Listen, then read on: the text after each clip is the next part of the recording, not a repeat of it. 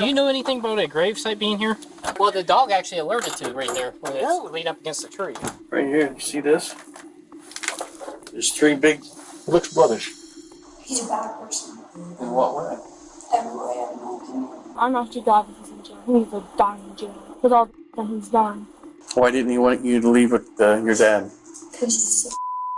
When 56-year-old James Jim T. Whitaker suddenly vanished, police believed their biggest concern would be unraveling the truth of what happened to him. But as they dove deeper into the investigation, they soon uncovered that this was just the beginning of a twisted case. Jim's disappearance would prove to be the catalyst in exposing a sickening secret that had been kept hidden for years. Let me see that. That's something. Oh, it appears to be a skull cap. Huh? Yeah. It all began on the afternoon of July 25, 2020, when sheriff's deputies in Hocking County, Ohio, responded to reports of gunshots in a residential neighborhood. How we doing? All right. We shot guns. 40. That's down the road. Well, she said you got a horseshoe. I shot Well, shooting at 22. The deputies were greeted by 18-year-old Melody Dixon and her father, 40-year-old Michael, or Mike as he was most often known. While Mike had been staying at his friend James Jim Whitaker's property for about 2 years, Melody had moved in about 4 months ago. While nothing may have seemed amiss with the father and daughter initially, police would likely look back at this interaction with concern later. What'd you shoot in it? What kind of ammo? Oh, hold on a second. Okay. That'd be terrific. There was something far more alarming going on at this house than disruptive shooting. However, with the residents being so cooperative, the deputies had no reason to think that anything was amiss. They would soon realize just how wrong they were. Was you shooting anything else?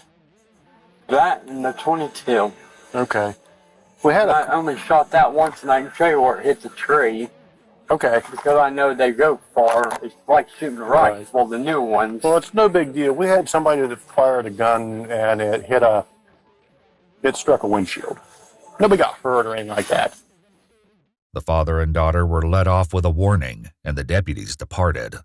Just a few short hours later, though, another deputy would be back at the same property under vastly different circumstances. Jim's family had called the police to report him missing. This is my dad's property, Jim Whitaker. Okay. We haven't been able to communicate with him for 20-some days. He's not in his house. I think something's happened to him. There's other people in here when we got here. They left about as soon as we got here. They didn't give us no answers on where he was. The thing is, I know my son. He's never done this. 56 years old. He's never just disappeared. Right. Jim's mother said she'd last talked to him at the beginning of the month, around the 4th of July. They frequently spoke and had made plans to check in with each other the next day. But Jim never answered the phone again. While it was clear Jim was missing, police were likely alarmed to see that Mike and Melody had also vanished. The nature of their relationship, along with the reason they decided to suddenly depart, raised more than a few questions. Jim's family had actually seen Mike acting suspiciously earlier, just after the deputies who responded to the reports of gunshots left. He had a 50-pound bag of dog food in one hand, a live dog, a chainsaw, and reached over and grabbed 5 arrows off of that thing that's out there and a pair of gloves. Those were not the only items missing from the house. Some of Jim's things were missing too, including a firearm, a crossbow, and 2 TVs. It's possible that he just took his personal possessions right here in It's this area. very unlikely. He has struggled to keep this house for years. I understand that. I'm just saying it's a possibility. It's a possibility. Okay. But he would have done that when my mom died, not now, just all of a sudden. Okay. Still trying to figure out exactly when Jim went missing, police also spoke with his friend Keith. While he provided interesting information, the story got even more bizarre. Keith claimed that Mike had showed him a strange note, allegedly written by Jim back on July 12th, 13 days earlier. Mike came out. We were fiddling with something in the garage. Mike was fixing something, and I was sitting there fiddling with it. He came in the house, and then he come back out, and he's like, I just found this in Melody's stuff. And it sounded like like an profession odd, of an love odd slash profession of love to Mike's and his daughter, that girl Melody slash notes. Yeah. But Okay. you know, very weird. It was signed Jimbo. I didn't think Jimmy ever signed his name Jimbo. You know. Additionally, the handwriting didn't appear to match Jim's penmanship, and his mother and daughter both said the way it was written didn't sound like Jim at all. While they didn't know it just yet, this note would end up being a huge clue, helping to explain what exactly had happened to Jim. As well, the timing of the note meant that Jim could have been missing for weeks at this point. It was clear that something wasn't right. Unfortunately, the most likely sources of answers were Mike and his daughter Melody, and they were nowhere to be found. The next day, several deputies and detectives from the sheriff's office returned with a warrant to Jim's property to conduct another search. What they uncovered made their hunt for Mike and Melody even more urgent. What's in the basement? That's where Michael was staying at. There's a bunch of crap. I would definitely wear gloves. Wear what? I'd definitely wear gloves. It's dirty. Who kicked in the door? Me. I'm just trying to determine what was like it and what was new, that type of thing. But that door has never been locked. Never, ever. So Mike can put that on there. Do you know why? No, I have no idea why. When the officers entered the basement and saw the conditions, they quickly realized that this would not be an easy search. One thing, however, likely stood out to them right away. Mike and Melody were both supposedly living here, but there was only one bed. While this was clearly concerning, it was only the tip of the disturbing iceberg when it came to Mike and Melody. Smells like feet. I think I smell quit. What? So I think I quit smelling a while ago. No blondies. I did. The camo bag? No, blood. I saw the camo bag I flipped. You had the light on. Like blood. There. See the glove? I was looking at that bag right there. Right here. You see this? There's 3 big. Looks bloodish. There's 4 actually. Faced with the inhospitable state of the basement, the officers went back upstairs to regroup. Eventually, they decided to call out a K-9 search unit to go over the entire property, inside and out. All right, let's collect that stuff in the basement real quick, or I'll send her downstairs. Station 1. You're going home and taking a bath? Yes. The dog didn't alert upstairs or downstairs in the house, not even for the presumed drops of blood on the camouflage print bag found in the basement.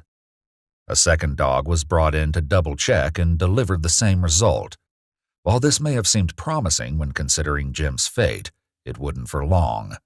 The investigators swabbed the item and took it as evidence just in case, before expanding the search to the great outdoors. Nothing? How close does he have to be, depending on... Usually within about 4 to 6 feet, he'll alert. Okay. While following the dog, one of the detectives came across what appeared to be a tombstone. Here, the K-9 alerted, which it was trained to do only if it detected the smell of human remains. Before they could start digging, Jim's daughter returned to the scene. What she said dashed any hope of finding clues near the headstone. Do you know anything about a gravesite being here? Not your dad's, but No. There's a World War I. Oh, no. That's just okay, so here's what happened. That got, me and my mom actually got that from, that's part of her family, and they replaced the stone, and they allowed us to take that one. There's no grave to it. Oh. It's just a stone. Yep, it's just Okay. a stone. Well, the dog actually alerted to it right there, where it's leaned up against the tree. They theorized that the headstone had absorbed some of the scent of human remains from the cemetery where it came from, resulting in a false alert. While it was good news that they hadn't found a body, it was also troubling because they still had no leads about what happened to Jim. Only later would they realize they had overlooked a crucial source of evidence. Still, a promising lead turned up. On a property just a few miles down the road, the investigator stopped by to chat with a man named Kenny who knew both Mike and Jim. Sheriff's Office, how are you? Look for Mike. Huh? Michael Dixon. What about him? Looking for him. He ain't seen him for a couple days. Sure about that? Positive. All right. Well, because his car's right there. I know it is. Yeah. So let's not do something silly if you're not telling the truth. Oh, I'm telling the truth. Okay. So when did he drop his car off? I guess last night, but I wasn't here. My girlfriend was here then. Okay. Can I get a look at it? Oh, I don't care. All right. Apparently, Mike left his car behind because it was leaking transmission fluid. However, that was the only explanation he offered before taking off again. When looking through the back window, the deputies could see the chainsaw Jim's daughter said Mike took from the house.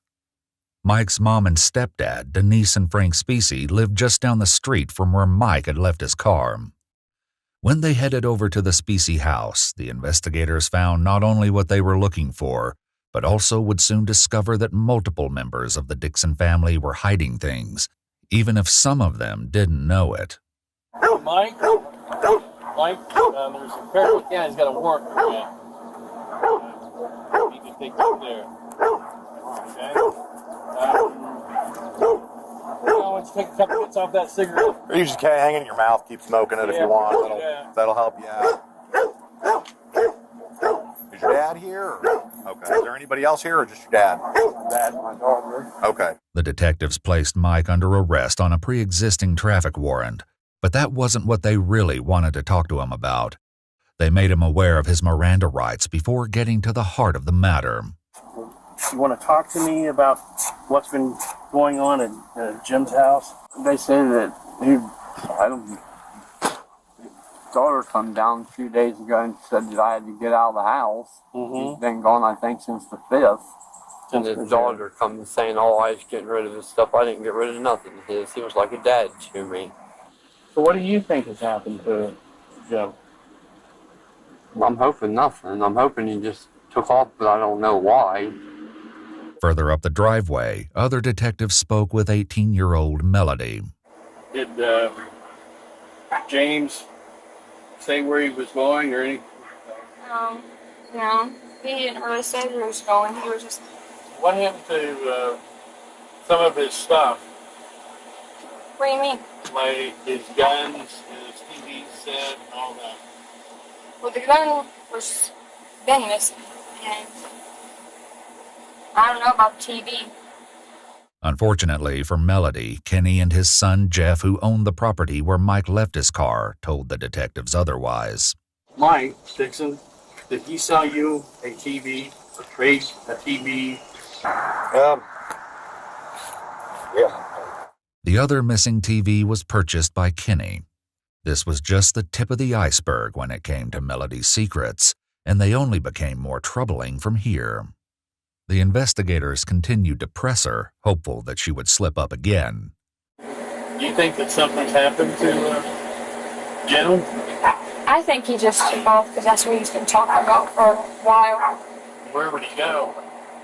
Well, he told me and Dad, he's like, I'm just gonna not be here all day, and you guys can keep this place because my family don't give a goddamn about me or whatever, so. You think something's happened to him?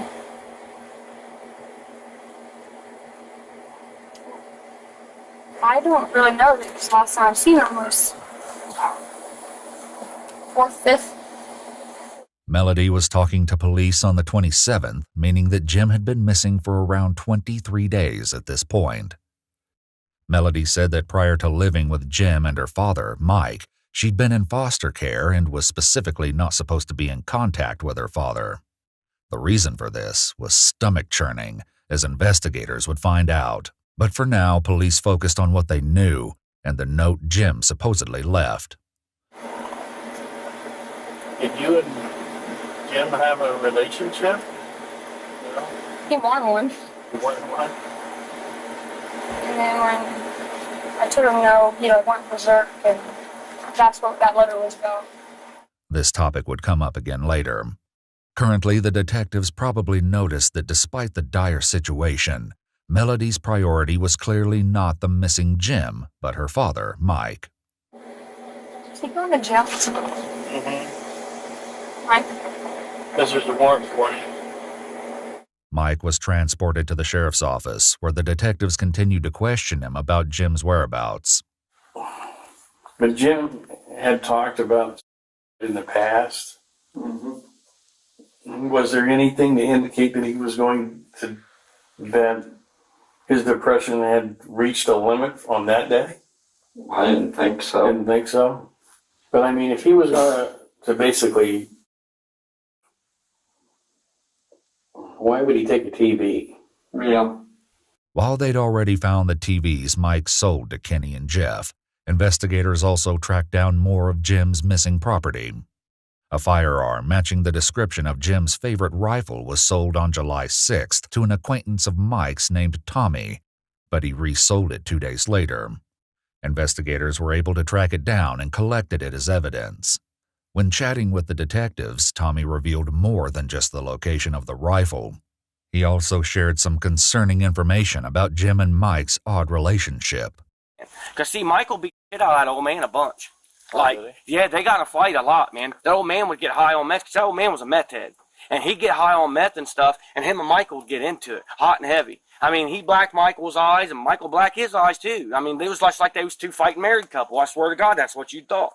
The next day, when the deputies returned to ask Tommy a few follow-up questions, he had something else to add, this time sharing what Mike had apparently told him about his daughter, Melody, and Jim.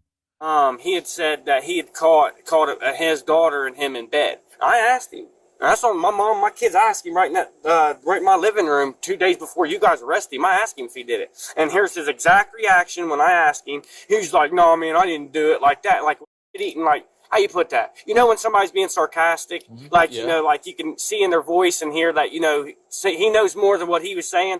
Everything Tommy shared was concerning, and investigators' suspicions only increased when they spoke to some of Jim's neighbors. He mentioned that he was going to kill Jimmy, I don't know how many times. Yeah, several times. And this was even before Melody showed up down here. Because they get in fights, and they throw shit at each other. They get in fights, and the next thing you hear is a couple gunshots, and you have to wonder, okay, did somebody shoot somebody this time, really, for real? At the sheriff's office, the investigators shared similar concerns with Mike. I guess what makes it look strange for you, Mike, is that you guys continued to live there and never let anybody know that Jim was missing. I mean, why not call the sheriff's office and say, hey, this guy's left, the TV's missing, his gun's missing, and I haven't seen him for a few days. Even though I understand Jim's an adult, but why didn't you go and call us? I don't know. I should have when I was going to. I asked a few people what they thought, and they said, oh no, Jim might be doing something he don't want the cops to know about. I should have called you.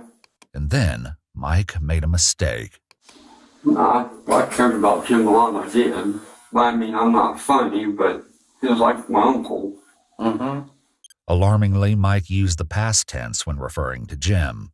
It only got worse from there. Mike soon confessed to something so horrendous that not only was he placed under arrest, but detectives returned to the Specie residence to bring Melody in for an interview of her own. How are you? Good. Yeah. Okay. Melody, I'd like to take you down to Laurelville and talk with you about your dad. Okay? You okay to go? You're not under arrest. You're not under arrest or anything like that. We want to go down and just have a conversation with you in a nice private area. Melody agreed to go back to the station. Once they got there, the detectives made her aware of her Miranda rights before finally getting down to business. And what I would like for you to do is talk with us about the incident that occurred with Mr. Whitaker, about what your dad has told us. Are you willing to talk to us? Do you actually have a recording of him saying that? Sure do.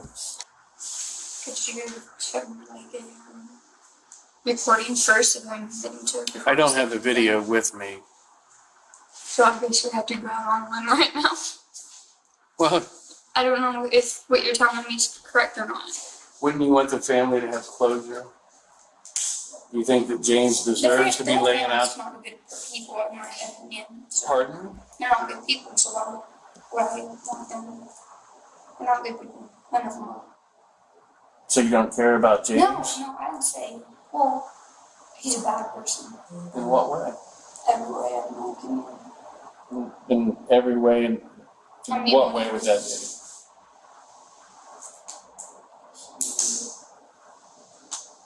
Dad was just trying to protect me. Why do you say James was a bad person? Yeah, because we got in front of the house and told Dad he had to leave, but wasn't going to let me leave. He was screaming. I tried to the F out, bro. I had to use the restroom, like, really bad, so I went to the one of the steps to go to the restroom. And he grabbed me. And I was like, what the heck? And he just screamed to them, so he would get that out. And once he go, I was like, well, let me leave then. And I took a pull away from him. Why didn't he want you to leave with your dad? Because he's sick. The investigators would return to the quandary of why Jim didn't want Melody to leave, and this discussion would reveal what could be the key to understanding this nightmare situation. So you guys were arguing. I need to hear this, okay? So he has a hold of your wrist? Yeah, her arm was just this morning and then she got me over. And I wasn't thinking, I just went like that. And then he went at my throat. Grab you by your throat? And that's when he looked over and saw me. Dad. This wasn't the full story. Melody was leaving out some of the most chilling pieces, but for now, detectives had no choice but to turn to Mike, who told them a similar story, resulting in his arrest. Not only that, but he also agreed to go back to the property and reconstruct the crime scene for police. I told him I was going downstairs to get my gun, and I went and got my gun. Come up? Yep. That's when Melody was coming out of the thing. I could hear them scuffling a little bit. What were they saying anything to each other? No, I just heard her kind of like yelling, and supposedly she grabbed like his gun. She said all she remembers is looking down the barrel of it. I heard the safety on this gun click off, and that's when I shot mine. So Gene saw that your dad was pointing a gun at him? He didn't have enough reaction time. He didn't have enough reaction time to do anything? Is that what you're saying? I was like, not close, not going away. A couple feet away? I wasn't close enough that I freaking felt the bullet go away. I'm right here where I'm standing. Okay. And if he would be to come forward towards me a little bit, no, that way, just look right there. And if you would have turned like, if you would have been going to look like, yep, right like that. Right there. Right there? Yep, now right just like that, exactly. And where did you hit him in his body? Right there where he's pointing towards his eye. The investigators had now confirmed that Jim was deceased, but the location of his body remained a mystery. The issue of motive would also come into question when police found evidence suggesting that there was something sickening going on behind closed doors. He only did what he did because of me. This, as it was later revealed, was probably true, but perhaps not for the reasons Melody was giving. He wasn't doing it because he's an evil person or whatever. I understand. He's just trying to protect you. And I don't think he should get like maximum punishment or whatever, like everyone else is. You know, it's basically, it was my fault that it started. No, it's not your fault. I wouldn't say that. Because if I wouldn't have walked those steps, that wouldn't have shot him. No matter the truth, the gory efforts that followed Jim's death meant that the Dixons were in a heap of trouble. Did he talk about how they cleaned it up? Just with bleach. Bleach? Do you know where he bought the bleach from? Was there bleach at the house? Yeah. Did you cover up anything over here? Did you clean anything? Yeah, I cleaned. Did you clean up on the wall? A little bit, and then over the bladder up, you can kind of like right in that way, you can see stuff. Where was most of the blood? On the floor. It was most on the floor? Yep. Was there a puddle? Down there. In the process of the cover-up, Mike had also rearranged some of the furniture. Surprisingly, he hadn't done so alone. The only reason I didn't think much about it is because me and Jimmy were talking about it. Mike may have even been in the room before Jimmy had not been around. Not been around. You know, yeah. Well, we just actually rearranged stuff around and, you know, maybe threw away trash or stuff like that. Nothing was cleaned. Makes me feel crappy or sick to think if Jimmy was around in any way, shape, or form, you know, dead even or whatnot when I was up there. While Jim's friend Keith was nothing more than an unwitting accomplice, others were far more involved in the case than they let on. Back with Mike, the officers moved the refrigerator into its original position so Mike could continue his reconstruction of the scene.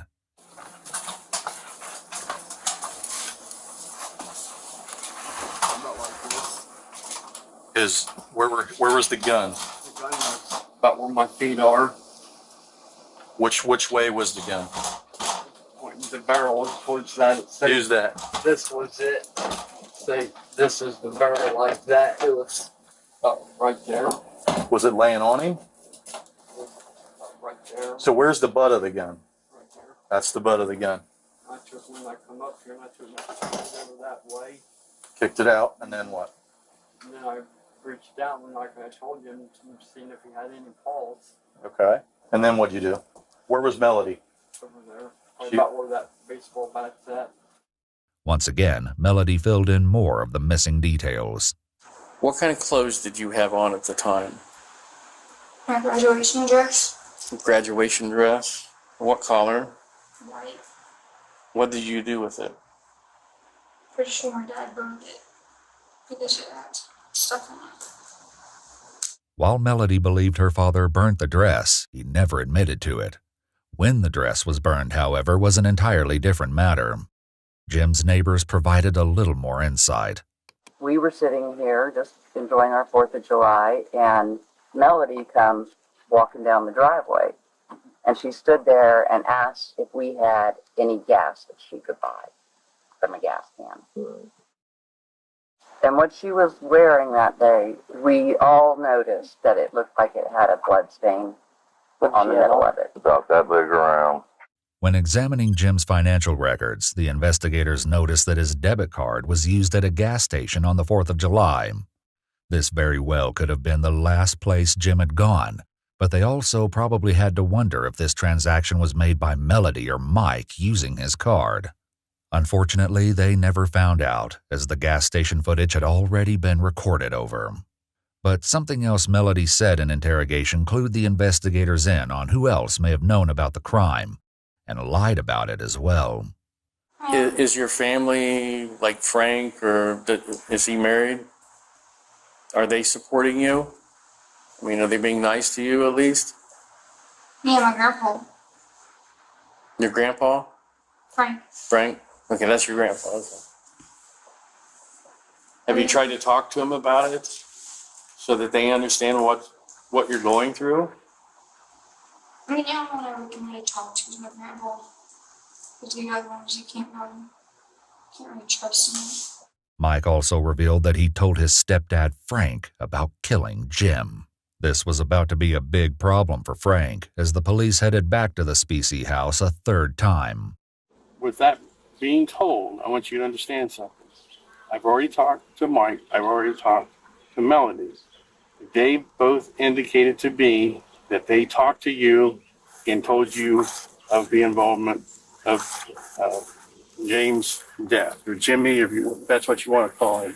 When did he tell you this, and how did he tell you this? Was it right after it occurred, or a day or two afterwards? So when they come here, I thought he shot at him. I didn't know. You just said he shot him. Shot at. Shot at. That's all that's the way it was phrased to me. Okay, and he didn't say, I killed him. No. He didn't say, No. I buried him, I get rid of the body. No. Anything like that. No. Because that's when I would have gotten a hold of somebody and found out what was going on, because I knew Jimmy years ago. Did he try to bring a weapon here? No. Any kind of gun at all? Handgun, long gun? Not that I've seen. Frank was granted a reprieve for now, but when police eventually got to the truth, Frank would be facing some serious consequences. Still, it didn't take long for those consequences to begin. Something else Melody shared had the potential to land the family back in hot water. What happened to Mike's guy? I don't know this information because. Did he give it to Frank? No. I don't even think he's allowed to have it run to my house because he has on disability or something. Melody was right. Mike didn't give the firearm to Frank.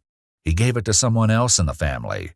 This meant it was time for a fourth visit to the Specie house. No, I didn't get my dog. Yes. What's your name, ma'am? I'm Tanisha. You're Tanisha? No, Denise. Denise. Oh, I was just say Tanisha is an odd name. Different name. What was in the house, Denise? My husband. That's my Frank. son. Is that John? John? John, he's in the shower. Okay. Can you have Frank come out as well? And I want to talk to you two just for a second, and then get you apprised of what we're doing here. By this point, Frank likely knew what was coming. How about this? Yeah. Here's what's happening right now. We are here for a search warrant of your residence. Okay? Officers make everyone come outside so they can speak with them. Mike's mother, Denise, was visibly distraught. I just found out about this yesterday. I had a phone call.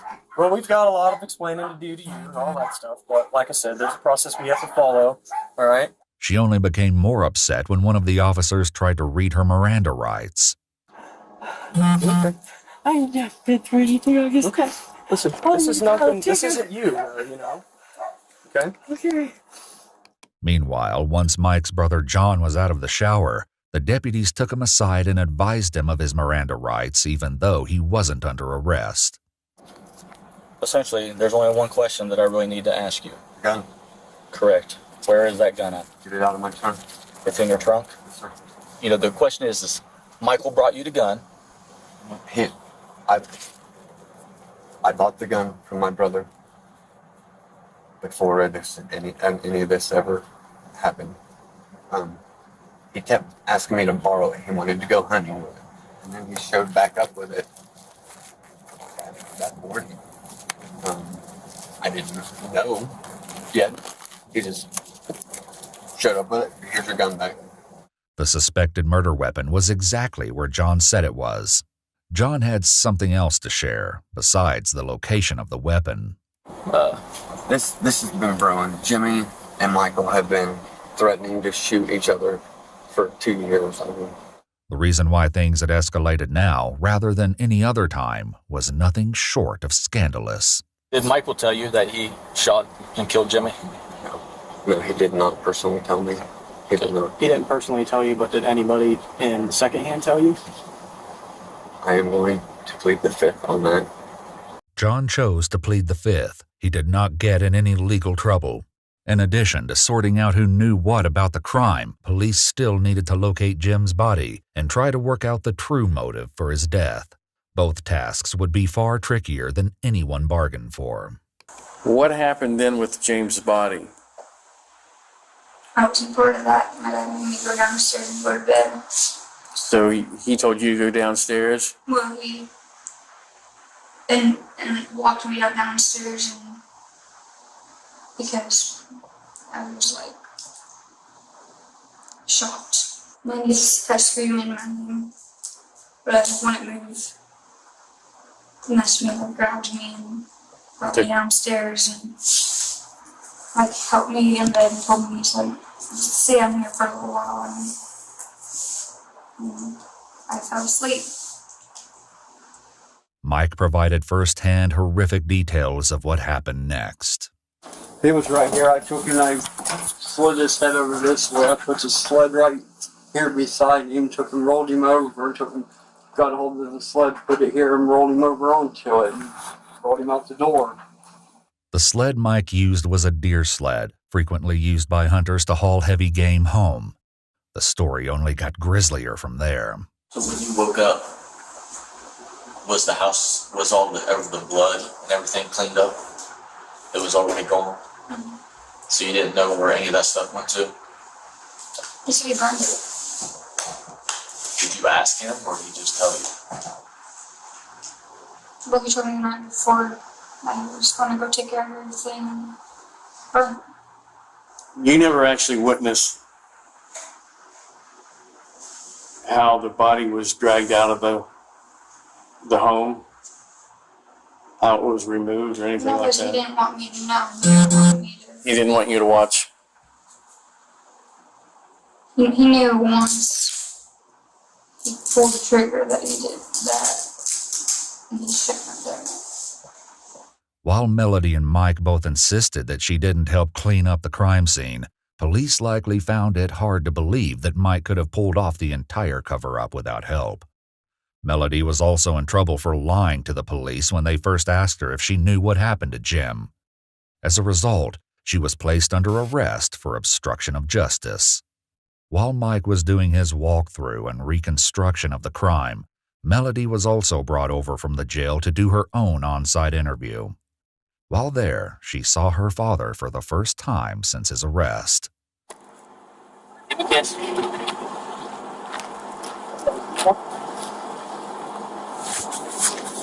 the truth, Melody, don't lie. Melody was also asked to reconstruct the crime. You went to bed. I just went to bed at that moment. You just went to bed with bloody arms and... Well, I was kind of... I hadn't went to bed in a very long time, days, and when I came down here, I just basically passed out. However, this wasn't the only thing they wanted to ask her about, as police were still trying to piece together the real motive. Had there been anything going on between you and Jimmy? No. No. I need to know. Nothing. No, he wanted something, but I told him no, and he got mad about it, and I told... When was that?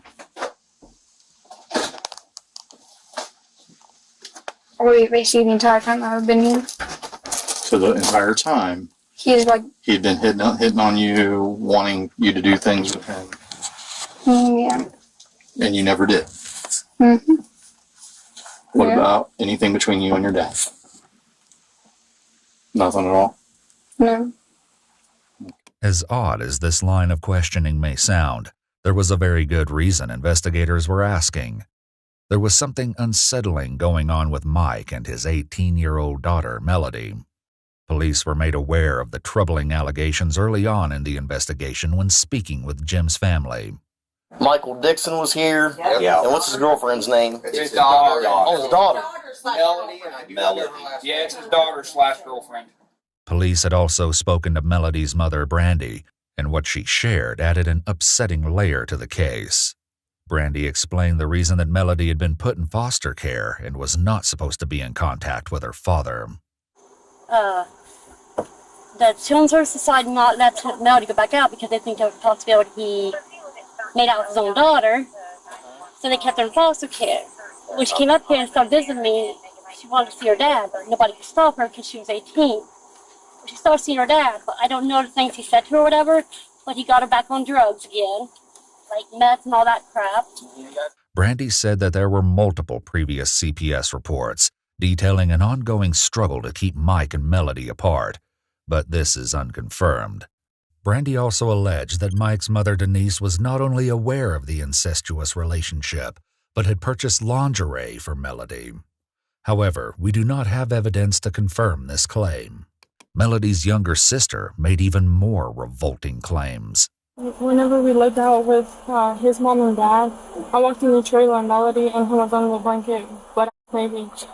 You said that happened out at Breaking Denise's house? Was that like a long time ago? Or like? No, it wasn't. It hasn't even been a year yet. This September's going to be a year. They would always hold hands and all this shit. And he tried to hold my hand. He was like, "Come on, baby girl, you can hold my hand." I said, "No, do you want me to beat the f*** out of you?" That's just nasty. I'm not like 2 years old. I'm actually glad that he's in jail. He needs to die in jail. With all the shit that he's done. Horrifically, Brandy and Melody's sister would not be the only ones to share troubling information with the police. Keith, the Whitaker family friend who had unknowingly helped Mike rearrange the crime scene, told the police that he had tried to convince Jim to kick Mike and Melody out, as he suspected they were having an incestuous affair. He told police that on multiple occasions while he was over, Mike and Melody would go downstairs together, and he would hear sounds of intimacy shortly thereafter.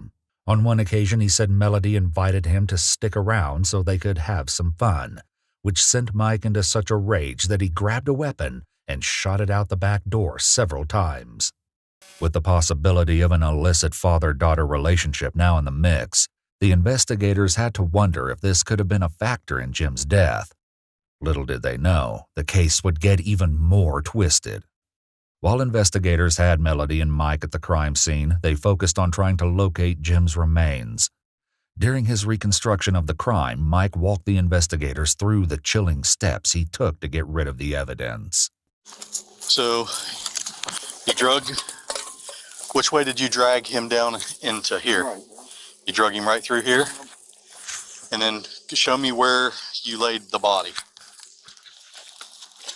Watch your feet and that stuff, buddy. His head was about right there. And the feet were down that way. And his head is about where your feet are? Okay. And you say you burnt him 10 to 15 hours? Yes. And the whole time you were using wood, sticks, accelerant? Clothes. Really not. The only time I used any accelerants when I first started it. Mike also said that he burned Jim's cell phone, multiple shotgun shells, and other spent casings. Like, how much stuff was piled on top of him, on top of the body? Probably a foot or two. A what? Foot or two. So you got a foot or two on top of him. You light him. You throw tires on after it's going. And wood. And you just kept throwing that stuff on there? For a little bit, not all that long. Then once I got it going, I went in the house. Okay. Did you stir it around? Fluff him up, let's say, like you'd fluff a fire up? Once. You did? Did you see his body then when you fluffed it? Did you come out and make sure that he was gone? You didn't look at it to see if there's anything left? No.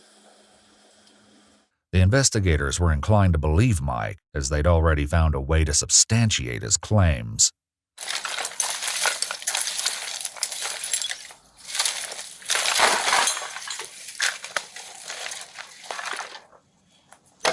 Let me see that. That's something. Oh, it appears to be a skull cap. Huh? Yep. Is that hair right there? There's more of that rope type it up. That looks more like hair. That down there? Right, yep. Looks like it. Lindsay. There's some more. The initial investigators and the K-9 units had passed over this very burn pit without alerting. Along with the bone shards, the investigators also found a bone with what looked to be medically implanted scaffolding. Jim's doctor confirmed that the device could be consistent with the spine surgery Jim had years ago. But it still wasn't over.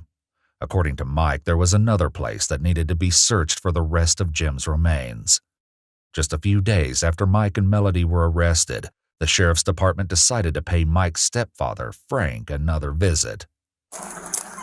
Alright, so this is what's happening. I have a warrant for your arrest. What? Okay, for obstruction of justice, okay, during the investigation, okay? What? Alright, so I'm going to place you under arrest right now, okay? I need you to turn around, put your hands behind your back. Frank was cooperative, but Denise wasn't shy about expressing her displeasure. This sucks. While Frank was in jail, the lead detectives, along with the prosecutor, once again tried to convince him to share what he knew about the case. What he revealed was appalling.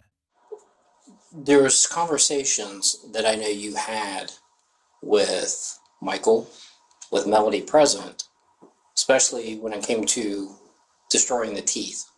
Frank insisted he didn't know anything until they showed him a video clip of him mentioning this to an officer, at which point he magically remembered. Why did he tell you that he destroyed the teeth? How did that come out? He just come out and said it because he seemed like he really got into it. He just seemed like it was weird because he seemed like he enjoyed it. And I'm like, you enjoyed something like that? I need to understand how he got from Jimmy's gone to describing in detail to the point where you think he enjoys destroying human teeth, because that's a big jump. And you've given me no detail here.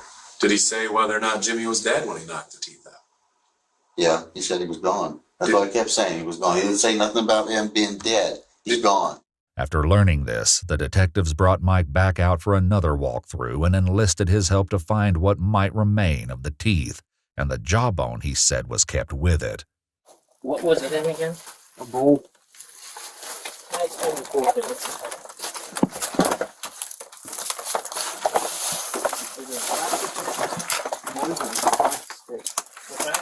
believe it was plastic. Hold on. Like this?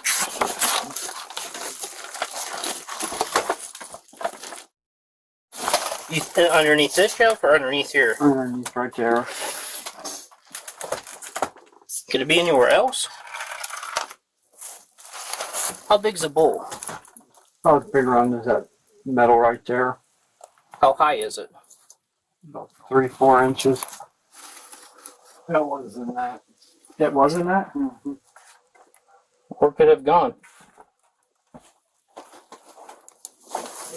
As much as you guys have done moved, I just thought we'd found it by now. I mean, it wasn't hid, just sitting there. Detectives were left with no choice but to out the entire basement, one item at a time. Despite all this work, Jim's jawbone and his teeth could not be found. An examination of the remains that were located revealed the sickening reason Mike had taken the chainsaw with him when he first fled Jim's residence. Many of the bone fragments showed evidence of cut marks, suggesting that Mike dismembered Jim's body before burning it. However, it was impossible to determine a precise cause of death because the remains were so damaged. Even after making this horrible discovery, the most shocking revelation was yet to come. Several months later, while waiting for the case to go to court, one of Melody's cellmates asked to speak with the detectives. What she alleged aligned with what many had feared all along. Well, her and her dad had a relationship of sleeping with each other. How do you know that? She said it. How did she say it? And her dad had, bedroom together, and told her, I was like, that's not right. And she just, acted like it was no big deal. So, I mean, every day, we would tell her and ask her, why are you, she's in love with her dad. Did you have a relationship with James Whitaker? No. Are you sure about that?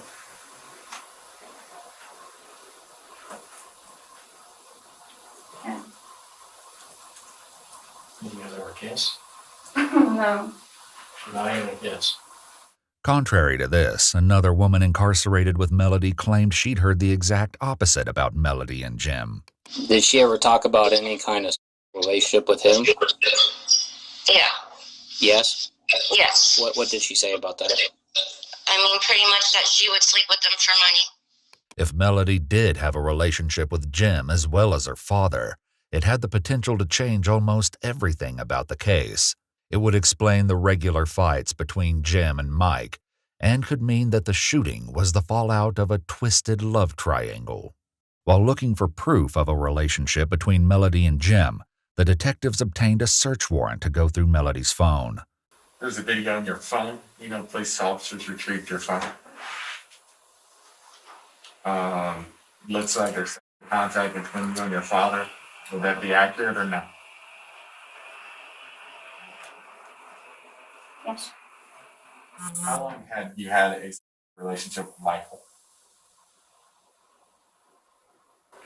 The first thing that happened was when I got taken out of mom's custody and put in grandma's custody back in 2017.